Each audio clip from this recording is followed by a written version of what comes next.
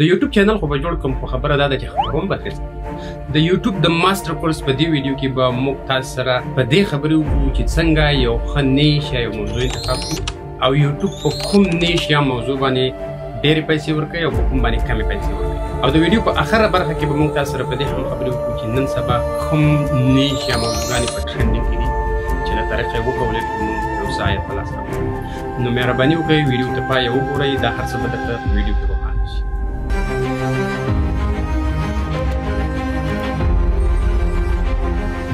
سلامونه ګران دوستان، دا چې موږ په مخکنۍ ویډیو کې د یوټیوب د ګټو او د فایدو په باره کې غږېدلي وو چې هغه ویډیو تاسو زموږ د یوټیوب په چینل هم کتلی شئ او په هغه ویډیو کې مې د ماسټر کلاس د شروع کېدو وعده هم کړې وه. نو نن په دې ویډیو کې د یوټیوب په نیش یا په موضوع خبرې نیش د یوټیوب لپاره یو موضوع انتخابول دي. په ډېره ساده اصطلاح باندې که ته یو ډاکټر او خلکو ته صحي مشورې ورکړې دا ستا نیش دی. که یا ته یو انجینر او د کمپیوټر په باره کې خلکو ته معلومات ورکړې دغه ستا نیش دی. یا که ته یو ترکاڼ یا یو ګیلکار یا یو سټوډنټ او په هر موضوع چې غږېږي هماغه ستا نیش دی. دا چې د نیش موضوع ډېره زیاته مهمه ده نو موږ باید د نیش د انتخاب لپاره 3 نقطې په نظر کې ونیسو. په اوله برخه کې موږ باید له ځانه وپوښتو آیا موږ په دغه کار کې علاقه لرو یا نه لرو.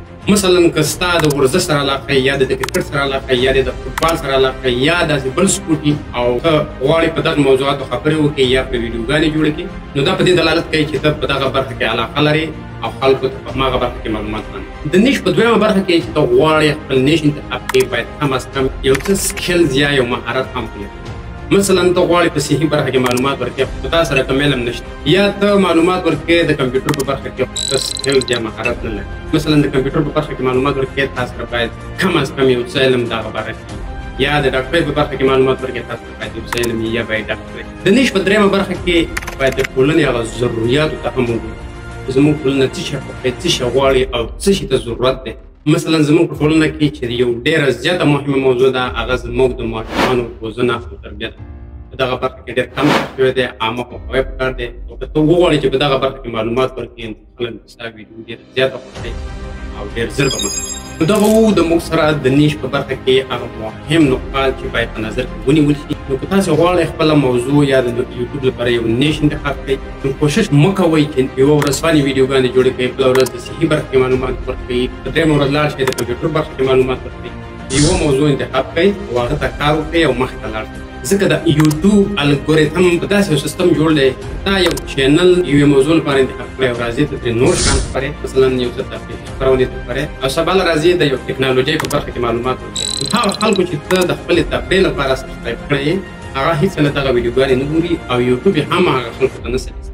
زه به یو ژوندی مثال درکړم. زموږ یو چینل و د تفریحي خپرونو لپاره او موږ ترې د ټکنالوژۍ په برخه کې یوه ویډیو خپره کړه او کله چې موږ تفریحي خپرونې خپرولې هغه ویډیو به تر 20,000 25,000 13,000 پورې لیدونکي لرل.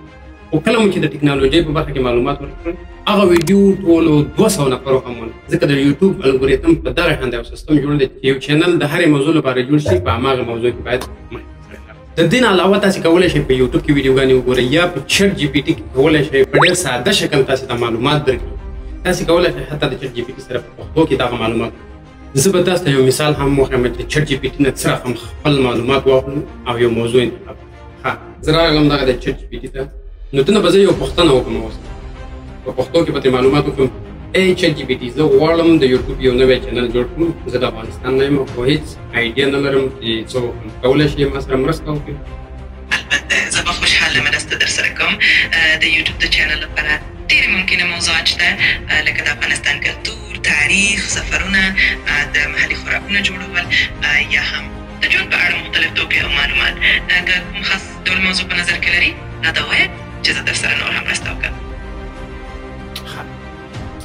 نو ټکنالوژي هغه رقم ترقي کړې ده چې موږ او تاسې تصور هم نه کوو خو بس موږ دغه انټرټینمنټ او ساتیرۍ او دغه کیسو ته ټول کړو.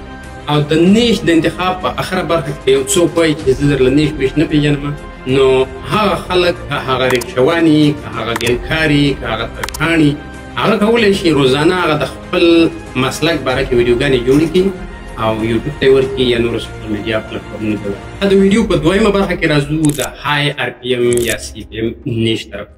خو مخکې له دې چې په های آر پي ایم یا سی پي ایم نیش باندې غږېږو اول باید آر پي ایم او سی پي ایم وپېژنو. آر پي ایم مطلب ریونیو پر مایل او سی پي ایم مطلب کاسټ پر مایل. د دواړو فرق صرف په دې کې دی. یوټیوب دوه قسمه پیسې ورکوي. یو هغه چې په 0 ویو باندې تاسو ته پیسې درکوي، هغه ته RPM وایي، ریونیو پر مایل. دغه پیسې کېدلی شي په 0 ویو کې تاسو ته د $1 نه نیولې تر $10 پورې پیسې. او بل چې دی CPM دی، کاسټ پر مایل. هغه اعلانات چې په یوټیوب خپرېږي او هغه هم ستاسو د ویډیوګانو له لارې، نو یوټیوب تاسو ته یو کمه فیصدي درکوي، هغه ته CPM وایي. نو په دې حاله چې RPM او CPM مې پېژندلی وي. اوس به راشو های CPM نشته. په های CPM کې موږ سره فاینانس دی، آنلاین ارننګ دی، هیلث دی، ټیکنالوژي ده، بزنس دی او لیګل اډوایز. مطلب که تاسو په دغه موضوعګانو باندې خپل کانټینټ یا ویډیوګانې جوړې کړئ، نو یوټیوب تاسو ته په دغه ویډیوګانې ډېرې زیاتې پیسې درکوي. په لو CPM کې بیا د موږ سره انټرټینمنټ یعنې فني شیان خپرول دي، ګیمونه دي. مطلب بعضې خلک راځي د PUBG یا نورو ګیمونو ویډیوګانې جوړوي او په یوټیوب یې خپروي. او په درېیم قدم کې د موږ سره vlogging دی، مطلب د خلکو سره انټرویوګانې کوي، یو ځای بل ځای چکرې وي او دغه شیان خپروي. نو دغه شو د موږ سره های اینډ لو CPM.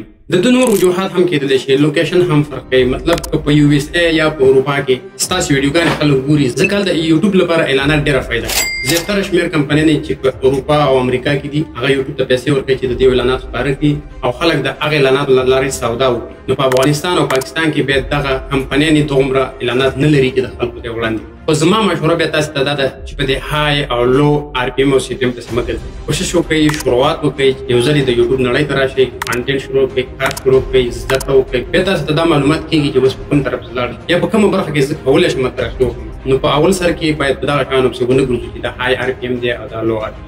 د ویډیو په اخرنۍ برخه کې چې دا زما ستاسو ته خپله یو شخصي مشوره ده، دا چې نن سبا د افغانستان لپاره ټورست یا سیالبین ډېر علاقمند دي، غواړي افغانستان وګوري چې دا څه رقم علاقه، څه رقم طبیعت لري، څنګه خلک دي، څه رقم کلتور لري. نو په دغه برخه کې افغانستان کې ډېر کم کار شوی دی.